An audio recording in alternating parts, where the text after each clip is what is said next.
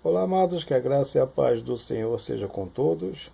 A Ele é o Senhor, somente a Ele toda a honra, toda a glória e todo o louvor, porque somente Ele, o Senhor, Deus Criador de todas as coisas, é digno de receber louvor.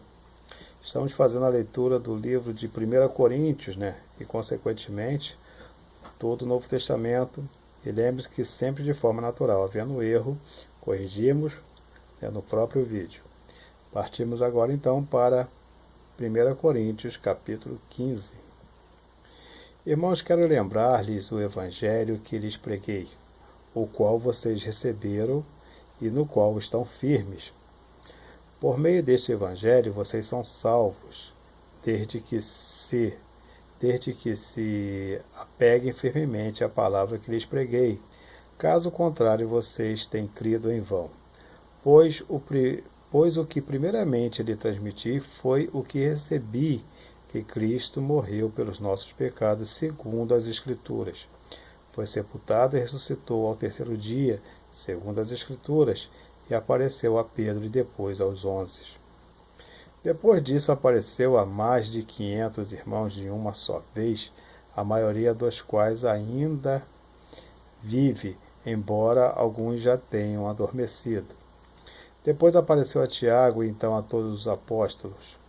Depois deste apareceu também a mim, como a um que nasceu fora de tempo. Pois sou o menor dos apóstolos e nem sequer mereço ser chamado apóstolo, porque perseguia a igreja de Deus. Peraí, passei muito aqui.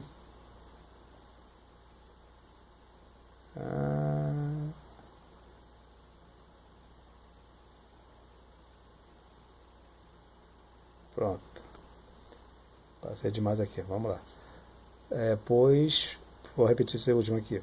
Pois sou o menor dos apóstolos e nem sequer mereço ser chamado apóstolo, porque persegui a igreja de Deus. Mas pela graça de Deus sou o que sou. A graça para comigo não foi em vão, antes trabalhei mais do que todos eles. Contudo, não eu, mas a graça de Deus comigo. Portanto, quer tenha sido eu, quer tenha sido eles, é isto que pregamos e é isto que vocês crerem. E é isso que vocês creram, né? Ora, se está sendo pregado que Cristo ressuscitou dentre os mortos, como alguns de vocês estão dizendo que não existe ressurreição de mortos. Entendeu? Vamos lá de novo? Ora, se está sendo pregado que Cristo ressuscitou dentre os mortos, como alguns de vocês estão dizendo que não existe ressurreição de mortos? Se não há ressurreição de mortos, então nem mesmo Cristo ressuscitou. E se Cristo não ressuscitou, é inútil a nossa pregação, como também é inútil a fé que vocês têm. Mais que isso, seremos considerados falsas testemunhas de Deus, pois contra ele testemunhamos que ressuscitou a Cristo dentre os mortos. Mas se de fato os mortos não ressuscitam, ele também não ressuscitou a Cristo. Pois se os mortos não ressuscitam, nem Cristo ressuscitou. E se Cristo não ressuscitou, inútil é a fé que vocês têm e ainda estão em seus pecados. Nesse caso, também os que dormiam em Cristo estão perdidos.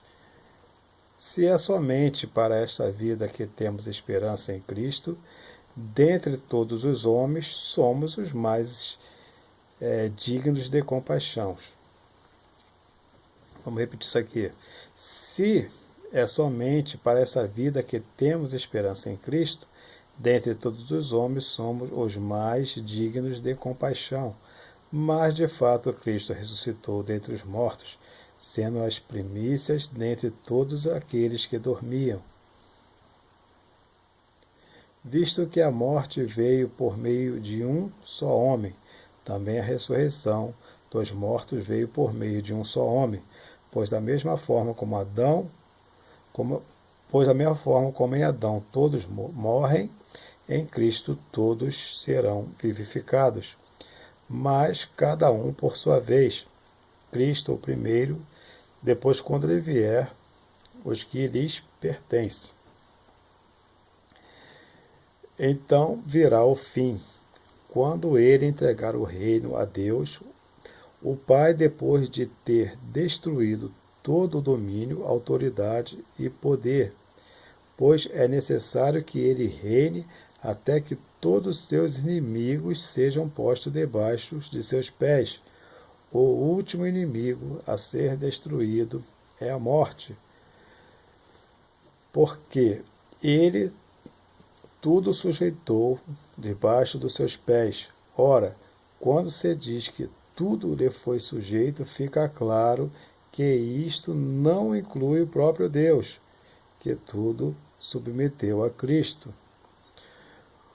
Quando, porém, tudo lhes estiver sujeito, então o próprio Filho se sujeitará àquele que todas as coisas lhe sujeitou, a fim de que Deus seja tudo em todos. Se não há ressurreição, que farão aqueles que se batizam pelos mortos? Se absolutamente os mortos não ressuscitam, por que se batizam por eles? Também nós, por que estamos nos expondo a perigo o tempo todo? Passei demais aqui, peraí.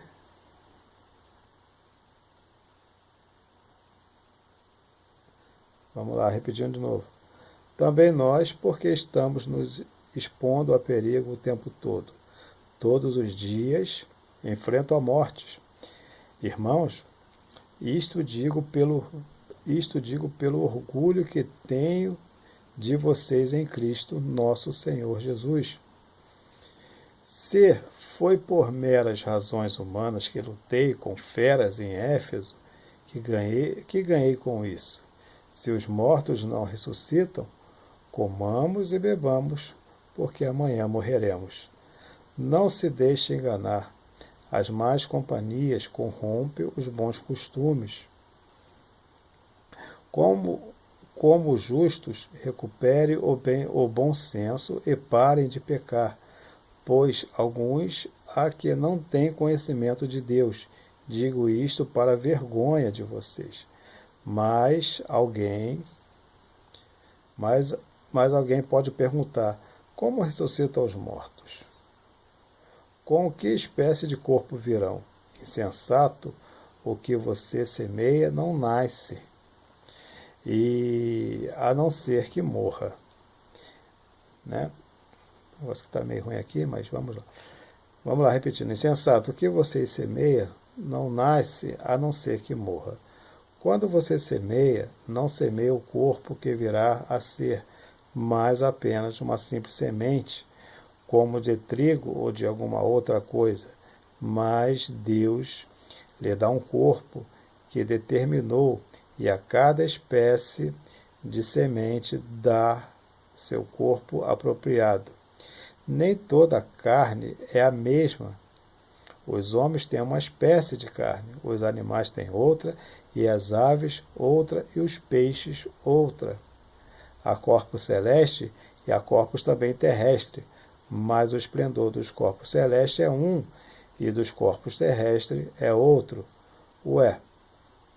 Um é o esplendor do sol, outro o da lua, e outro das estrelas, e as estrelas diferem em esplendor uma das outras. Assim será como a ressurreição dos mortos. O corpo que é semeado é perecível e ressuscita imperecível.